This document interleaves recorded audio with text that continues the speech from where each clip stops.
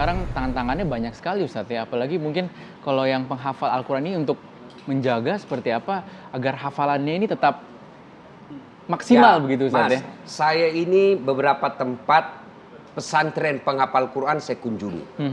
Semua seragam. Anak santri tidak boleh pegang handphone. Betul. Tidak boleh pegang handphone. Di mana aja, tidak ada. Kalau dia mau komunikasi orang tuanya sekali sepekan. Betul.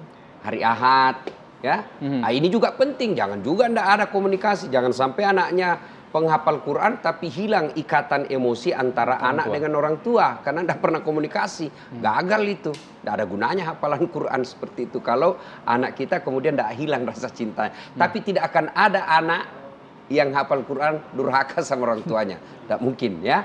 Nah, untuk itu ternyata dibuktikan bahwa handphone ini menjauhkan anak kita dari Quran. Maka solusinya batasi. Harus ada pembatasan. Ya, program yang terbaik adalah anak diberikan instrumen-instrumen dunia anak dalam hal ini main yang selalu ada hubungannya dengan Quran. Alhamdulillah sekarang Mas Rizky, ya karena ada perusahaan-perusahaan yang sudah menyadari ini, maka ada mainan-mainan anak-anak itu yang memang membuat anak kita cinta kepada agama. Saya tidak usah menyebut merek. Buku ada itu. Bisa ada suaranya Ustadz ya, ada orang MP3, ngajinya. ada semua. Kemudian sajadah, semua. Tinggal orang tua mau ndak terjunkan anak-anak kita terhadap mainan-mainan yang mendekatkannya kepada Al-Quran. Cuma orang tua itu ketika mau ke situ, jangan kau pikir setan menyerah. Enggak, setan masuk. Sudahlah, hafal Quran tidak produktif. Hafal Quran tidak bisa jadi insinyur. Hafal Quran tidak bisa jadi dokter. Masukkan anakmu di sini sekolah ini. Itu setan bisikin.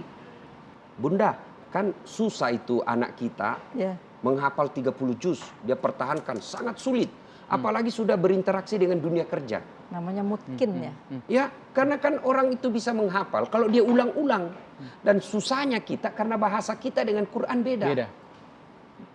Iya kan? Kalau orang Arab gampang menghafal, ya bahasanya. Dia tahu isinya. Tapi kalau kita kan hafal tidak tahu maknanya. Mereka nggak perlu translate lagi, kita harus artikan lagi. Nah, ketika dia sudah kerja, tidak mungkin masuk di perusahaan dia ada kata manajernya, "Dek, kau bukan mau hafal Quran di sini, harus kerja." Nah, pada saat berinteraksi dengan dunia kerja lambat laun, hafalan pasti sudah mulai bukan hilang ya, longgar. Nah, tidak mungkin juga anak kita mau menghafal seterusnya. Dia butuh tenaga, dia butuh kerja. Dia ada anak istrinya harus dinafkahi. Maka disitulah pentingnya anak-anak kita hafizah ini dibekali pengetahuan dan keterampilan yang bisa membuat dia juga gampang diterima dalam dunia kerja. Itu Bunda ya. Sebenarnya ketika kita punya komitmen bersama, hidup bersama dengan Al-Quran dan Al-Quran agenda dalam kita, dalam hidup kita, itu bisa diprogram Ustaz. Alhamdulillah anak-anak kami, mereka juga kerja berkompetisi ya, dengan latar belakang ilmu juga bukan seluruhnya ilmu agama. Ya memang ada tingkat kelengketan. Jadi misal 30 juz, lengketnya 15 juz, lengketnya 10 juz. Tapi intinya kepada muayashahnya itu, interaksi terus dengan Al-Quran.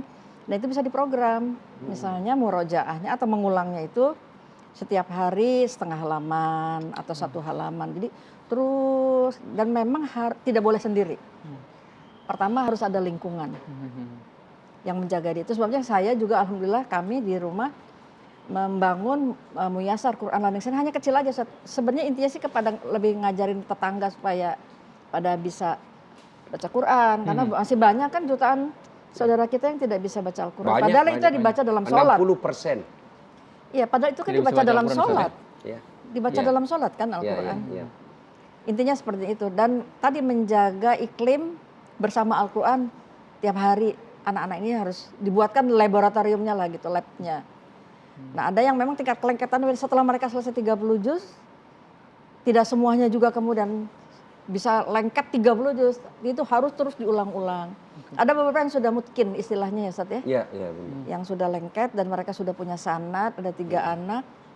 sanad hafalan yang bersambung kepada Rasulullah. Riwayat Hafiz An-Asim sudah ada beberapa yang mempunyai sanad. Itu jadi harus berguru begitu seterusnya. Ini yang dilakukan untuk menjaga Ustadz ya, tapi ini dilakukan terus sampai sekarang, Bu Dewi? Sampai sekarang, bahkan ada yang paginya kerja seharian, nanti malamnya ngajarkan Quran. Masya Kita buat Allah. kondisinya seperti itu supaya minimal mereka tetap bersama dengan Al-Quran. Oke, Kalaupun tidak lagi bisa mengulang seluruhnya, mereka pernah menghafal istilahnya, Ya. intinya hidup bersamanya itu, tidak Jadi, meninggalkan. Mas Rizky, saya ketawa tadi sebab Bunda katakan harus ciptakan lingkungan. Jadi istri saya itu dulu santri, dia Subhanallah. hafizah, penghafal Quran, Masya Allah. pengantin-pengantin baru. Saya jadi repot juga, sebab memang tidak bisa dia kalau sendiri, harus ditemani untuk ngecek. Iya. Saya capek nih pulang ceramah, sudah tiba ya, murajatnya dulu, saya capek. Memang itu harus diciptakan. Iya, harus ada Nah, lingkungannya. dan ada fakta. Hampir universitas ternama, ya termasuk universitas saya, tempat saya ngajar, Universitas Hasanuddin Makassar, itu membuka peluang bagi anak hafiz, penghafal Quran, kalau dia hafal 20 juz, mau jurusan apa saja. Betul. Mau kedokteran, mau teknik, apa saja. Tapi ada memang khusus kita dibikin Jalurnya, lembaga yang ngetes hafalannya. Iya. 20 juz, kalau dia 20 juz, kau mau jurusan apa saja? Dan saya tanya dekan Fakultas Kedokteran dan Kesehatan Masyarakat. Ternyata yang lulus itu karena tes hafalan Qurannya bagus, itu lebih cerdas. Dan itu sangat masuk akal. Ini Karena ada hubungannya berarti ya? Orang menghafal bos itu otaknya bukan Dengan bukan kecerdasan. kaleng. Kita ngopi dulu biar nggak Ngobrol jadi perihal kaleng-kaleng. iman. Yes, ngobrol perihal iman. Aduh, Masya Allah. Iya.